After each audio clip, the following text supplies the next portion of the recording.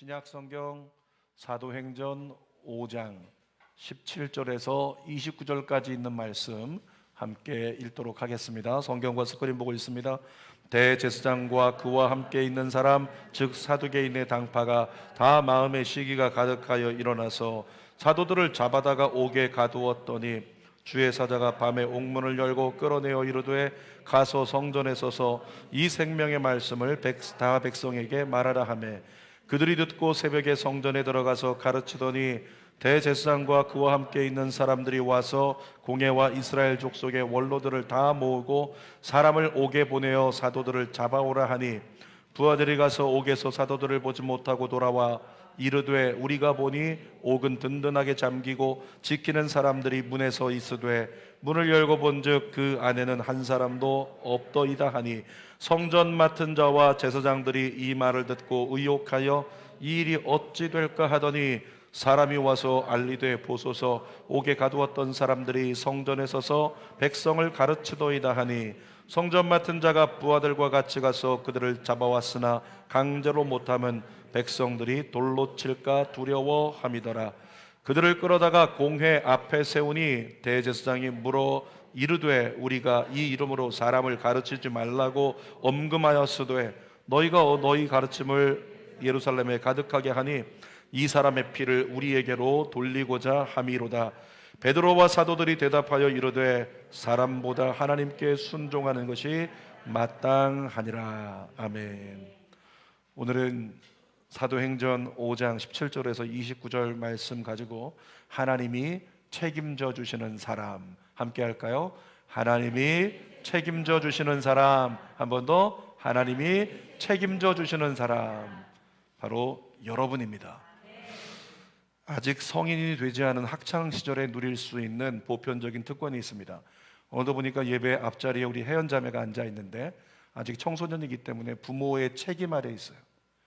우리 혜연자매가 어떤 사고를 치든지 안 치겠지만 어떤 일이 있더라도 부모가 웬만한 일에는 다 책임을 져주는 거예요. 왜? 부모이기 때문에. 그런데 자녀가 이제 고등학교 졸업하고 나서 성인이 되고 나면 상황이 달라집니다. 물론 큰일은 여전히 부모가 책임져 줄 수 있겠지만 법적인 부분에 관련된 일은 성인이기 때문에 본인이 직접 책임을 져야 된다는 거죠. 저희 아들 유학 갈 때 신신당부했습니다. 요금제 바꾸고 가라, 요금제 낮추고 가라, 정지시켜 놓고 가라. 안 하고 갔습니다. 그래서 제가 전화해서 고객센터에다가 아이의 요금제를 좀 바꾸고 싶다라고 하니까 고객센터에서 하는 얘기가 이렇습니다. 성인이기 때문에 본인이 직접 전화해야 합니다. 외국에 있지만 한 번만 직접 전화할 수 있도록 그렇게 해달라. 그 이야기를 들었다는 거죠. 성인에게는 이렇게 책임이라는 게 주어져요. 그러니까 성인이 되면 분별 있게 행동해야 되고 신중히 선택을 해야 한다는 거죠. 책임이 따르기 때문에. 교회 건축에 대해서 우리가 벽돌 모으기도 했고 왜 교회 건축 빨리 안 합니까? 이런 의견을 내시는 분들도 있지만 여러분, 교회 건축을 진행하는 것이 솔직하게 목사로서 많이 부담스럽습니다. 왜냐하면 믿음 없는 이야기 같지만 건축하다가 문제가 생기면 잘 되겠지만 문제가 생기면 누가 책임을 져야 된다? 담임 목사가 책임을 지게 돼 있어요. 간간히 목사님들 중에서 이렇게 구속되시는 분들이 계신데 교회를 건축하다가 구속되시는 분들도 계세요. 재정적으로 감당하지 못했는데 그것이 사기죄가 형성이 돼가지고 감당할 수 없으면서 교회를 무리하게 건축하려고 건축을 진행시켰다. 그래서 구속되는 경우도 있다는 거죠. 그래서 주는 교회는 이랬으면 좋겠어요. 모든 사인회 앞으로 건축함에 있어서 우리 김재학 장로님이 사인하게 하시는 거예요. 문제가 생기면 담임 목사는 여전히 말씀 전하고 장로님이 대신하여 책임을 지는 이 아름다운 교회 되면 얼마나 좋을까, 그 생각을 했습니다. 쳐다보지 않았지만 두 분의 얼굴이 떠오르네요. 장로님과 장로님의 안 권사님이 얼굴이 떠오르고. 여러분, 아무튼 이렇게 책임이라는 소재가 주어지면 쉽지 않은 게 인생이에요. 근데 우리가 살아가다 보면 얼마나 책임져야 될 일이 많습니까? 인생은 늘 책임질 것 투성이란 말이죠. 그래서 인생살이가 만만치 않은 거겠죠. 그런데 그리스도인이 된 저와 여러분들은 특별한 은혜를 입은 사람들입니다. 왜냐하면 예수 그리스도를 우리가 구주로 영접한 그 순간부터 하나님께서 말씀하십니다. 내가 너희를 푸른 초장으로 인도하리라. 그러니까 예수 그리스도를 구주로 영접하고 그리스도인이 됐다면 지금부터 너의 인생, 너의 일생, 지금부터 너의 자녀들, 너희 가정 내가 책임진다. 아멘. 그 은혜가 있다는 거죠. 그래서 하나님은 늘 우리에게 성경을 통해서 말씀하고 계세요. 잠언 3장 25절 읽어볼게요. 시작. 너는 갑작스러운 두려움에도 악인에게 닥치는 멸망도 두려워하지 말라. 이 성경을 공동 번역 성경으로 보니까 굉장히 디테일하게 우리 가슴 속으로 스며들어요. 공동 번역 성경으로 한번 읽어볼게요. 불의한 자에게 참변을 당하고 갑작스런 화가 닥치더라도 겁내지 마라. 살아가다 보면 갑작스런 화가 닥칠 수 있는데, 불의한 사람에게 배반당하거나 문제가 생겨서 큰 어려움을 겪을 수 있는데 주님 뭐라고요? 겁내지 마라. 왜 그렇게 말씀하세요? 내가 너희를 책임질 테니까. 그 일의 결국을 내가 책임질 테니까. 하나님 그렇게 말씀하시는 거죠. 악인들은요, 그들의 삶의 끝을 악인들 스스로 책임져야 돼요. 근데 저와 여러분들은 저와 여러분의 삶의 끝을 하나님께서 책임지십니다. 이사야 41장 10절 읽어볼까요? 두려워하지 말라. 내가 너와 함께함이라. 놀라지 말라. 나는 내 하나님이 됨이라. 내가 너를 굳세게 하리라. 참으로 너를 도와주리라. 참으로 나의 의로운 오른손으로 너를 붙들리라. 여러분, 이 말씀을 제가 오늘의 주제를 가지고 제가 다시 읽어본다면 이런 겁니다. 두려워하지 말라. 내가 너를 책임지리라. 놀라지 말라. 내가 너를 책임지리라. 참으로 너를 책임지리라. 나의 의로운 오른손으로 너를 책임지리라. 성경에 하나님의 언약은 처음부터 끝까지, 구약부터 요한계시록까지 계속 그렇게 말씀하고 계시더라는 거죠. 근데 이렇게 하나님이 사람을 책임져 주신다는 그 증거를 보여주는 사건들이 여러 있지만 그 중에 하나가 뭐냐면 사도행전의 이야기들이에요. 오늘 본문 속에서도 그 증거를 찾아볼 수 있는데요. 여러분, 사도행전 3장에 보면 베드로가 이렇게 성전에 들어가려고 하다가 안진뱅이가 구걸하고 있는 장면을 보았어요. 그 자리에서 내가 너에게 줄 것 없지만 예수 이름을 주겠다. 나사렛 예수 이름으로 일어나 걸으라. 그러더니 일어나서 막 걷고 뛰어다니기도 하고 하나님 찬송했잖아요. 근데 그 일이 얼마나 감사한 일입니까? 그런데 사도들은 그 일 때문에 위기를 만납니다. 사도행전 4장과 5장에 걸쳐서 나오는 이야기가 그 위기에 대한 이야기예요. 세 가지를 나누겠습니다. 첫 번째로 이들이 3번이나 구속을 당하게 되는데 그 일 때문에 첫 번째로 1차 구속과 석방에 대해서 나눕니다. 성전 미문에 앉아 구걸하는 거지를 고쳐준 사건 때문에 사도 베드로와 요한은 구속됩니다. 그리고 구속 상태에서 하루를 보냈어요. 다음날 아침이 됐는데 원로들과 유대 지도자들이 다 모여가지고 베드로와 요한을 신문하는 거죠. 그들에게 묻습니다. 도대체 무슨 권세로, 너희가 무슨 권세로 그런 일을 행하였는지 스스로 변론하라. 너희가 스스로 합당한 이유를 대지 못하면, 어떤 권세로 했는지 이유를 대지 못하면 우리가 너희를 심판하리라. 변론하라. 이렇게 이야기를 했단 말이죠. 여러분, 그 자리에서 말 한마디 잘못하면 예수님께서 당하신 것처럼 십자가 처형당할 수도 있는 상황이었어요. 그런데 결과적으로 어떻게 됐습니까? 베드로가 대제사장과 유대 지도자들을 논쟁으로 완전히 압도해버렸어요. 근데 이 베드로라는 사람 어떤 사람인지 우리 잘 알거든요. 근데 말주변이 없는 사람이었어요. 배운 것이 없으니까 언변에 뛰어나지 못한 사람이었습니다. 그러니까 말로서 변론한다? 이거 어려운 일이죠. 힘든 일이에요. 큰 위기인 거예요. 그런데 여러분, 베드로는 걱정할 것이 없었습니다. 걱정할 필요가 없었습니다. 왜? 그가 하나님의 사람이었기 때문에. 하나님의 사람은 하나님이 책임지십니다. 하나님의 사람은 하나님이 책임지신다는 거죠. 그러니까 베드로를, 요한을 하나님이 책임져 주세요. 어떻게 책임져 주셨는지 볼까요? 사도행전 4장 8절 읽습니다.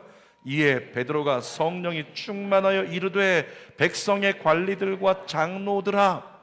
변론하라고 하는데 말주변도 없고 배운 것이 없어서 뭐라고 설명이 굉장히 어려운 베드로인데, 근데 그 베드로에게 갑자기 뭐가 임해요? 성령이 충만히 임하시니까 성령의 능력으로 말미암아 말하게 하심을 따라 말하기를 시작하는데, 유대 지도자들과 대제사장들이 꼼짝 못할 만큼 놀라 자빠질 만한 그런 말들을 쏟아내고 있었다는 거죠. 사도행전 4장 13절 14절 읽어봅시다.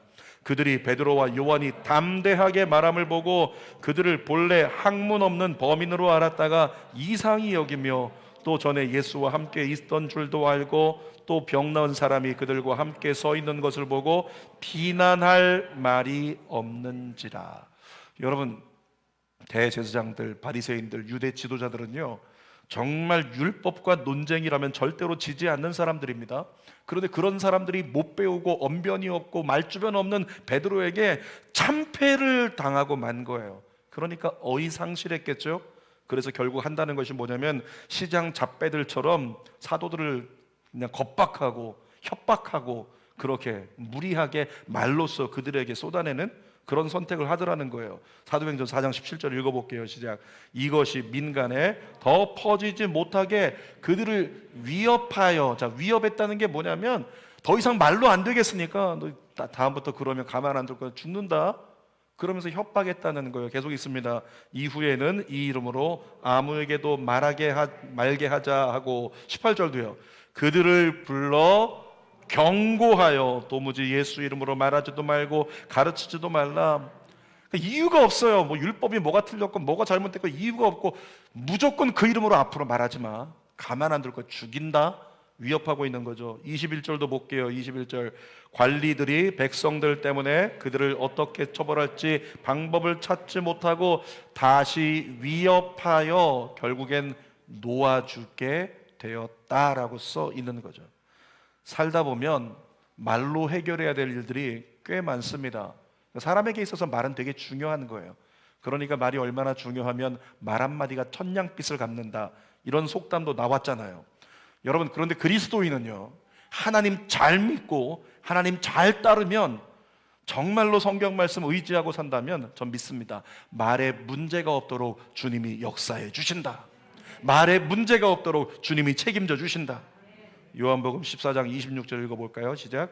보혜사 곧 아버지께서 내 이름으로 보내실 성령 그가 너희에게 모든 것을 가르치고 내가 너희에게 말한 모든 것을 생각나게 하리라. 내가 무슨 말로 면접을 볼까, 무슨 말로 이야기를 할까 몰라가지고 전전긍긍하고 답답하고 걱정스러울 때 성령님 도와주세요. 그럼 성령께서 오셔서 우리의 말할 것을 가르쳐 주신다고요. 처음부터 예를 들었으니까 앞에 있는 혜연이가 이제 내후년이면 입시를 봐야 되는데 입시를 공부하게 되면 어떻게 됩니까? 면접을 봐야 되잖아요. 그때 말할 것 때문에 나는 말주변이 없고 많이 준비한 게 없고 걱정할 필요가 없다는 거야. 무슨 기도하자? 성령님 도와주세요. 성령님 도와주세요.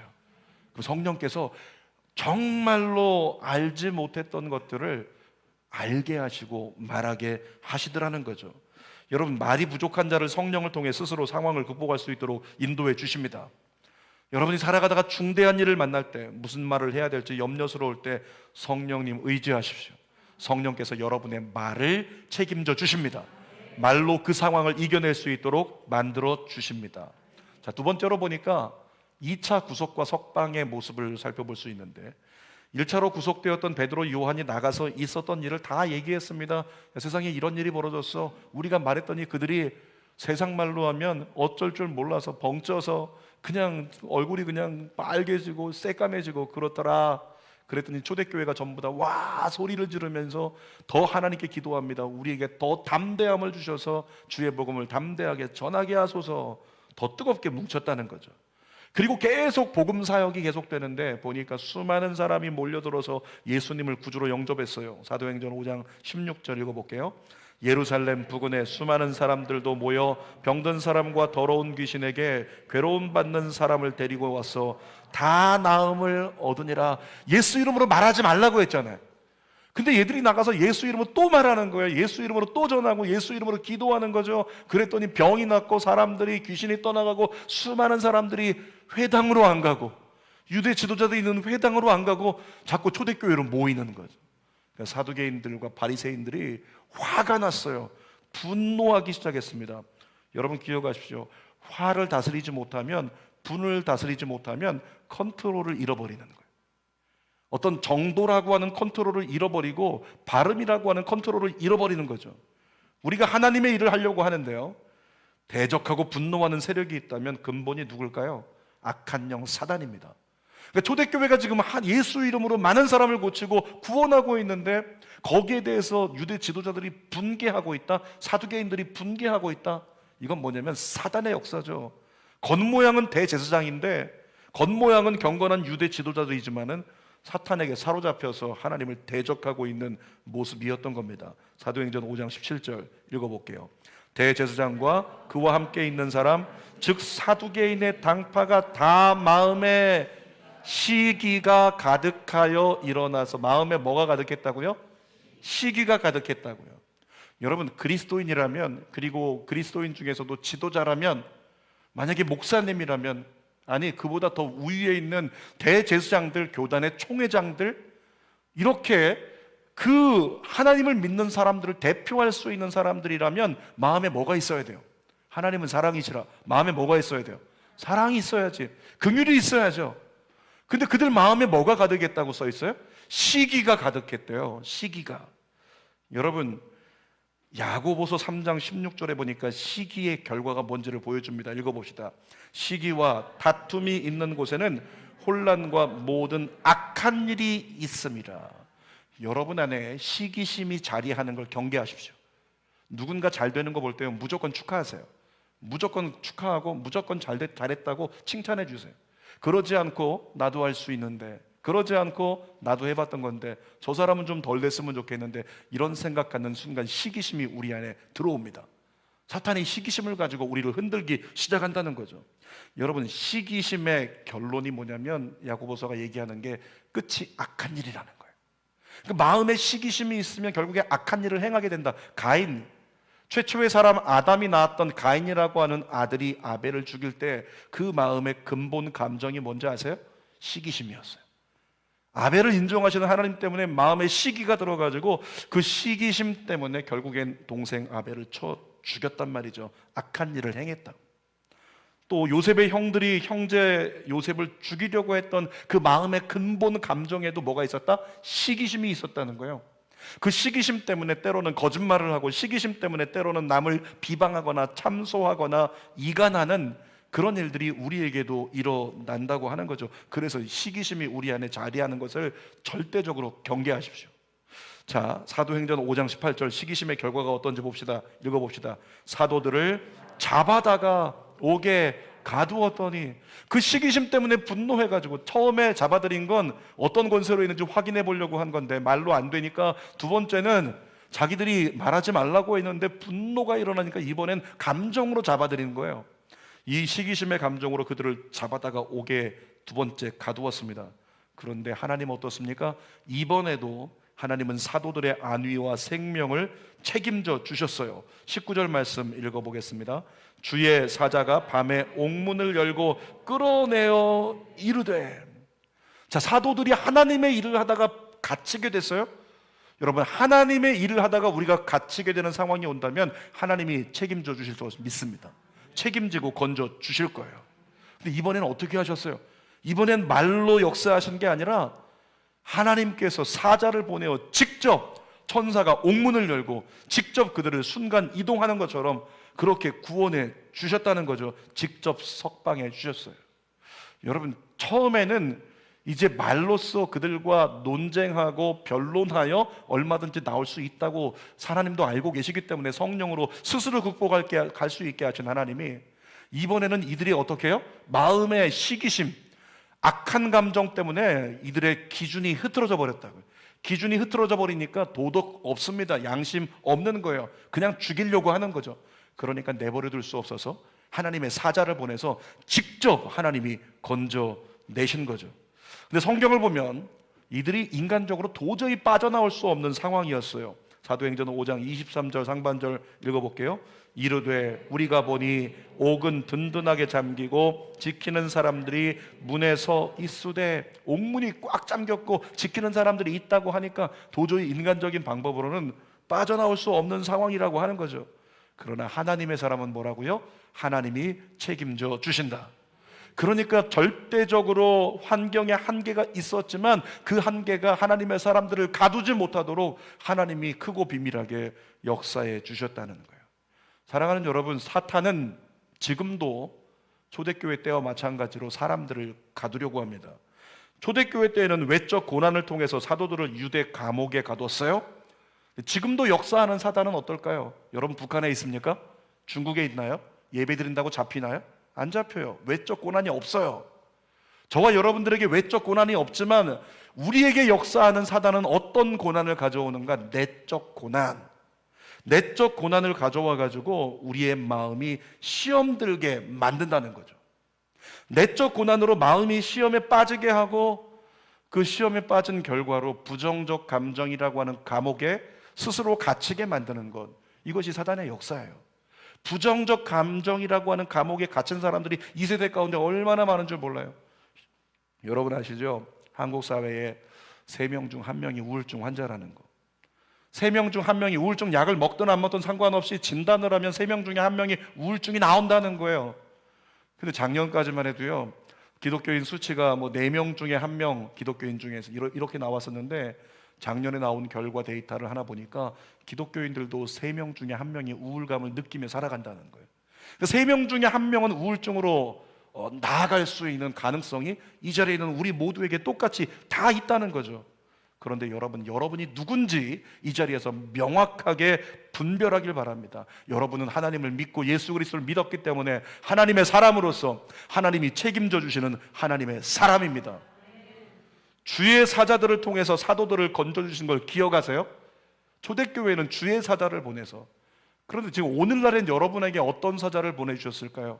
하나님의 사자로서 대리할 수 있는 주의 종들을 여러분에게 보내주셨잖아요. 저는 믿습니다. 주의 종들이 말씀과 목양으로 여러분을 부정적 감정의 감옥에서 끌어낼 수 있다, 건져낼 수 있다. 아멘입니까?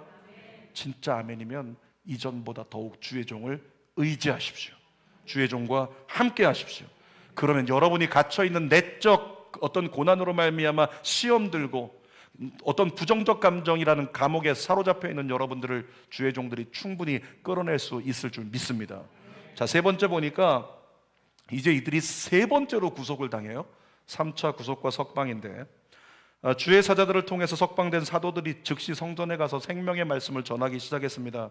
그런데 잠시 전할 뿐이고 또 사람들이 달려와 가지고 이들을 또 붙잡아 갔습니다. 3번째 구속을 당했죠. 그런데 상황은 이전과 달랐어요. 사도행전 5장 26절 읽어보겠습니다. 시작.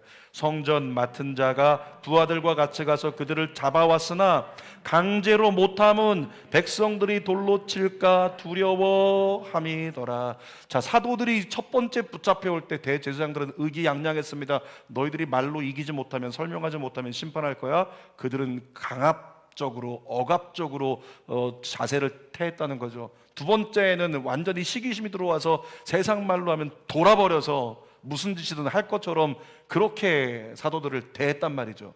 그런데 3번째는 어떻게 됐습니까? 비록 구속되기는 했지만 사도들은 두려워할 필요가 없었어요. 오히려 대제사장과 유대 지도자들이 거꾸로 두려워하고 있는 거예요. 혹시 저들에게 함부로 하면 백성들이 어떻게 할까봐 그것 때문에 마음이 두려웠다라고 하는 거죠. 성령께서 백성들을 통해서도 사도들을 돕고 계신 장면입니다. 여러분, 대제사장과 유대 지도자들은요, 예수의 피를 우리에게 돌리려고 한다면서 트집을 잡으려고 했습니다. 그런데 하나님이 책임져 주신다는 것을 확신한 사도들은 어떤 고백을 했냐면 위대한 신앙 고백을 29절에 선포하고 있어요. 같이 읽어봅시다. 사도행전 5장 29절 시작. 베드로와 사도들이 대답하여 이르되 사람보다 하나님께 순종하는 것이 마땅하니라. 여러분, 이게 무슨 얘기인지 아십니까? 당신들이 뭐라고 협박을 하고 뭐라고 위협을 해도 우린 당신들의 말을 듣지 않을 겁니다. 우린 하나님의 말씀만 따를 겁니다. 하나님이 복음을 전하라고 했으니 우리는 복음을 전할 겁니다. 예수 이름을 전할 겁니다. 당신들의 말을 듣지 않겠습니다. 이렇게 선전포고한 거예요. 만약에 이전에 처음 잡혔을 때, 2번째 잡혔을 때 그랬다면 그 자리에서 칼을 들고 벨 수도 있는 그런 상황이었습니다. 그런데도 불구하고 하나님이 책임져 주시니까 그 상황 가운데 위협당하지 않고 풀려나게 되는 결과가 오늘의 본문이라는 거예요. 여러분, 이 사도들이 어떻게 29절에 당신들의 말을 듣지 않겠다, 하나님의 말씀만 듣겠다, 어떻게 고백할 수 있었을까요? 경험 때문에 그래요. 여러분, 경험이 쌓이면 우리 안에 뭐가 생기는 줄 아시죠? 믿음이 생겨요. 그러니까 아이들 뭐 얘기하기보다도 벼룩을 한번 얘기해 볼까요? 벼룩 이야기 많이 들어보셨죠? 벼룩이 높이 뛰면요 2m까지 높이 뛸 수 있다는 거예요. 근데 이 벼룩을 상자 안에 가둬두고 이렇게 한 며칠만 30cm밖에 안 되는 상자를 덮어놓으면 얘가 튀어나가려고 본능적으로 뛰는 거예요. 뛰는데 자꾸 30cm 부딪히는 거죠. 30cm 부딪히고 30cm 부딪히고, 오늘도 경험, 내일도 경험, 모레도 경험.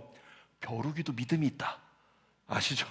벼룩이 그 반복된 경험을 통해서 그 안에 믿음이 생겼어요. 아, 이만큼 이상 뛰면 나 부딪혀서 아프구나. 그래서 정확하게요 30cm가 안 되게끔 정확히 뛰는 거예요. 그 다음부터 카메라로 이렇게 촬영한 걸 봤는데 30cm 그 천장에 안 부딪히게 정확하게 벼룩이 똑같은 높이만 뛴다는 거예요. 놀랍죠? 이게 믿음의 효과라는 거예요. 그러니까 반복된 경험은 우리 안에 믿음을 갖게 하는데, 사도들이 경험했잖아요. 첫 번째 잡혔을 때 위협당했지만은 성령 충만으로 말로 이기는 경험을 했잖아요. 와, 우리 하나님의 사람, 하나님의 뜻을 따르니까 하나님이 책임져 주시네. 두 번째는 저들이 그냥 완전히 돌아버려서 우리를 죽이겠다고 하는데 성령께서 천사를 보내어 우리를 건져주시네. 이런 두 번의 반복된 경험이 그들 안에 무엇을 갖게 했냐면, 우리 하나님의 사람, 우리는 하나님이 책임져 주신다. 어떤 상황에도 하나님 책임져 주신다. 이와 같은 믿음이 생긴 거예요. 그 믿음이 생기니까 29절에 고백을 할 수 있었다는 거죠. 사람보다 하나님께 순종하는 것이 마땅하니라. 여러분, 저와 여러분 기도 많이 하십시오. 기도 많이 하십시오. 예수 믿는 사람에게 기도보다 큰 능력은 없다고 했어요. 기도를 통해서 우리가 무엇을 경험하는 거냐면 하나님의 살아계심을 경험해요. 하나님의 도우심을 경험하는 거예요. 그 경험이 있어야 그 다음에 어려움 생기면 뭐라고 합니까? 옆에 사람들에게 걱정하지 마, 내가 경험했었어, 기도해, 우리 함께 기도하자, 하나님 반드시 건져주신다, 하나님 반드시 책임져 주신다. 아픈 사람 있으면 걱정하지 마, 우리 같이 기도하자, 하나님이 고쳐주신다. 이런 담대한 믿음이 언제 생긴다고요? 기도하고 기도에 응답하시는 주님을 경험하고 경험하면 그렇게 된다는 거죠. 그런 경험이 쌓이면 비로소 사도 바울처럼 우리도 마찬가지로 똑같은 고백할 수 있는 거예요. 사람에게 충성하지 않겠다, 하나님께 충성하겠다. 이런 고백이 우리에게서 나올 수 있는 거죠. 여러분 느껴지십니까? 1차, 2차, 3차 구속이 이어지는 동안에 하나님이 책임져 주시는 강도가요 점점 세지고 있어요. 처음에 1차 구속됐을 때는 성령으로 충만하게 하셔서 성령의 감동으로 네가 스스로 말해봐, 스스로 말할 수 있도록 이렇게 간접적으로 역사하셔서 사도들의 안위를 책임져 주셨다는 거죠. 그런데 그 다음에는 하나님의 사자를 보내서 감옥에서 그냥 사도들을 들어서 직접 순간이동시켜가지고 구원해 주셨단 말이죠. 안위를 책임져 주셨어요. 근데 마지막에는 어떻게 했다고요?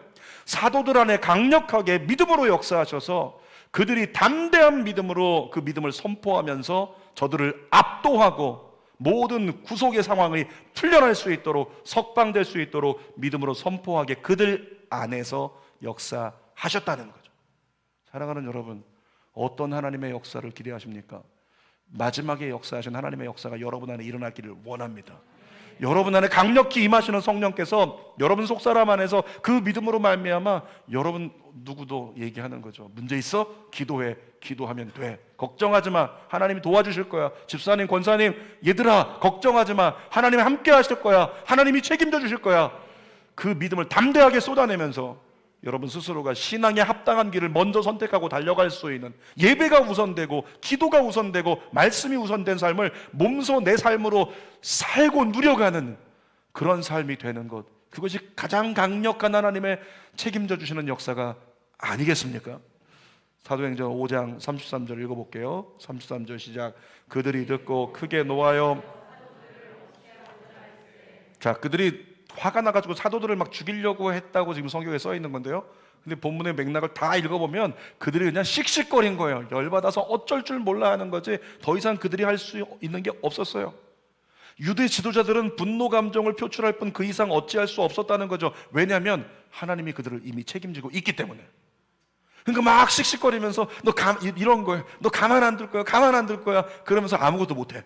너 가만 안 둘 거야, 가만 안 둘 거야. 근데 못 가. 가까이 못 가. 두려워서. 어떻게 될까 봐. 왜? 하나님이 책임져 주는 걸 확인했으니까. 여러분, 우리가 살아가다가 흑암이 난리를 쳐서 광풍이 우리의 삶에 다가올 때가 있어요. 재정적인 광풍이 다가오든 질병의 광풍이 다가오든 여러 가지 문제와 오해가 섞여서 우리가 어려움을 당할 때가 우리에게도 다가올 수 있다는 거죠. 그런 광풍이 다가와서 우리의 믿음을 송두리째 뽑아버리려고 하고 흔들어대고 있을 때 여러분 기억하십시오. 하나님의 사람은 하나님이 책임져 주신다. 그런 상황에 주 앞에 나와서 기도하는 거야. 하나님, 저 하나님의 사람, 하나님이 책임져 주시는 사람, 저를 주님께 맡깁니다. 저를 건져 주소서. 결국 드라마 같은 이 사도행전 5장에서 결과는 어떠냐면 하나님의 책임져 주심의 결과로 매듭짓게 됩니다. 5장 41절 42절 연이어 읽겠습니다. 사도들은 그 이름을 위하여 능력받는 일에 합당한 자로 여기심을 기뻐하면서 공회 앞을 떠나니라. 그렇게 한 번 구속시키고 두 번 구속시키고 세 번 구속시키고 죽인다고 하고 협박하고 그렇게 막 분개하면서 화를 내고 그들을 흔들려고 했지만 이들은 뭐 하면서 집으로 돌아갔다고요? 기뻐하면서 막 춤추면서 찬양하면서 그러면서 집으로 돌아갔다는 거예요. 하나님이 책임지시는 사람의 결과입니다. 여러분, 오늘 어떤 문제가 있고 어떤 광야를 지나고 있어도 하나님이 여러분을 책임져 주시는 걸 믿고 하나님 끝까지 의지한다면 그 결말은 기쁨의 찬송이 될 줄 믿습니다. 가정에 병든 자가 있어서 그것 때문에 지금 마음이 두려워하고 염려할 때 하나님을 끝까지 의지한다면 하나님께서 그 결과를 어떻게 맺어주신다? 기뻐 찬송하게 여러분에게 허락해 주신다. 42절도 읽어볼게요. 시작. 그들이 날마다 성전에 있든지 집에 있든지 예수는 그리스도라고 가르치기와 전도하기를 그치지 아니하니라. 핍박이 있었지만 결과적으로 기뻐하게 만드셨어요. 위협이 있었지만 결과적으로 더 강력한 복음을 전하게 만드셨습니다. 여러분, 이것이 하나님이 책임져 주시는 사람의 미래입니다. 그 미래가 여러분에게도 동일하게 허락됩니다. 그래서 우리는 하나님의 사람으로서 우리가 아까 불렀던 찬송처럼 그가 구름으로 그가 비를 준비하시고 땅을 위하여 비를 준비하시니까 예루살렘아 너 예배자야, 너는 여호와를 찬송하라. 그래서 우리가 선언하고 찬송 부른 거잖아요. 설교 결론입니다. 오늘 제목이 뭐죠? 하나님이 책임져 주시는 사람. 한 번 더, 하나님이 책임져 주시는 사람. 사도행전 5장 29절에 다시 한번 읽어볼게요. 베드로와 사도들이 대답하여 이르되 사람보다 하나님께 순종하는 것이 마땅하니라. 주님이 그들을 책임지신 이유는 이 고백을 듣고 싶으셨던 거예요. 내가 사람보다 하나님 의지할게요. 사람보다 하나님께 순종할게요. 주님은 이 고백을 위해서 일하고 계시는 거예요. 이 고백을 들으시려고. 또 갈라디아서 1장 10절도 마지막으로 있습니다. 이제 내가 사람들에게 좋게 하랴 하나님께 좋게 하랴 사람들에게 기쁨을 구하랴. 내가 지금까지 사람들의 기쁨을 구하였다면 그리스도의 종이 아니니라. 여러 가지 어려움을 만날 수 있고 문제를 만날 수 있고 위협의 감옥에 갇힐 수도 있고 부정적인 감정의 감옥에 갇힐 수도 있지만 하나님이 여러분을 통해서 결국에 듣고 싶어 하시는 음성이 뭐냐면 하나님, 저는 주님만을 순종합니다. 주님만을 신뢰합니다. 주님만을 좋게 하는 삶을 살겠습니다. 이 고백을 여러분이 하게 되는 그날을 보기 위해서 하나님이 여러분을 책임져 주신다고요. 여러분을 건져 주신다고요. 그 믿음으로 2023년 더욱 주님 바라볼 수 있는 우리 모두가 되기를 주님의 이름으로 축원합니다. 기도하겠습니다. 거룩한 아버지, 그렇습니다. 하나님의 사람은 하나님이 책임져 주시는데 우리가 하나님의 사람답게 서지 못했던 시간들 속에 무너진 마음을 이길 수 없고 무너진 감정을 이길 수 없었던 수많은 시간들이 있었습니다. 이제 하나님, 무너졌던 것에 매여있던 걸 끊어냅니다. 무너짐에 갇혀있던 걸 거절합니다. 하나님의 사람은 하나님이 책임지시기에 나는 이제 주님을 찬양하겠습니다. 나는 이제 주님을 신뢰하겠습니다. 주님만 따라가겠습니다. 주님 역사하여 주시옵소서. 예수님의 이름으로 기도하옵나이다. 아멘.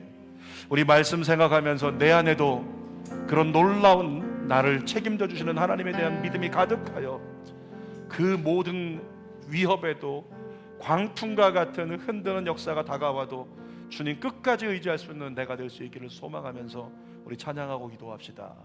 주 나의 모습 보네 상한 나의 맘 보시네 주 나의 눈물 안에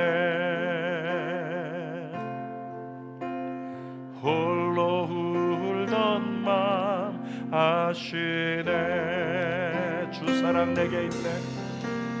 주 사랑 내게 있네. 주님을 갈망합니다. 그 사랑이 날 채우네. 주 은혜 내게 있네. 그 은혜로 날 세우네. 믿음으로 바라보며 세상 소망 다 사라져가도 주의 사랑은 끝이 없으니 살아가는 이 모든 순간이 주 은혜 하나님이 책임져 주시기 때문인 거죠. 다시 한번 고백합니다. 세상 소망 다 사라져가도 주의 사랑 끝이 없으니 살아가는 이 모든 순간 주의 힘을 나는 믿네. 세상 소망이 사라져가는데 어떻게 살아가는 이 순간순간이 은혜라는 거 어떻게 고백이 나와요? 말도 안 되잖아요. 그런데 하나님의 책임지시고 하나님의 건지심을 경험한 자는 그렇게 고백합니다. 목에 칼이 들어와도 하나님은 나를 사랑하시고 하나님은 나의 하나님이시고 나를 위해 역사하신다는 믿음의 고백을 쏟아낼 수 있는 것입니다.